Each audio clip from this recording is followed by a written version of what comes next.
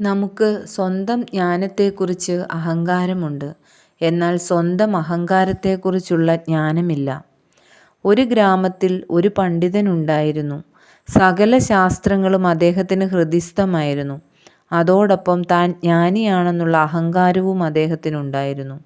ഒരു ദിവസം അദ്ദേഹം ഒരു മഹാത്മാവിനെ കാണാനിടയായി. പണ്ഡിതൻ മഹാത്മാവിനോട് ചോദിച്ചു, "ഇനി എന്തെങ്കിലും എനിക്ക് പഠിക്കാൻ ബാക്കിയുണ്ടോ?" മഹാത്മാവ് പറഞ്ഞു, "താങ്കൾ വലിയ പണ്ഡിതനാണ്. എന്നാൽ ഒരു കാര്യം കൂടി അങ്ങേക്ക് പഠിക്കാനുണ്ട്. എനിക്കത് പഠിപ്പിക്കാൻ കഴിയില്ല. അടുത്ത ഗ്രാമത്തിൽ പലവ്യഞ്ജനങ്ങൾ വിൽക്കുന്ന ഒരു കടയുണ്ട്.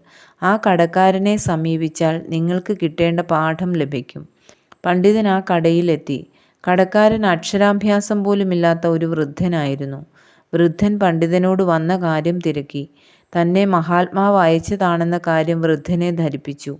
അദ്ദേഹം ചിരിച്ചുകൊണ്ട് പറഞ്ഞു,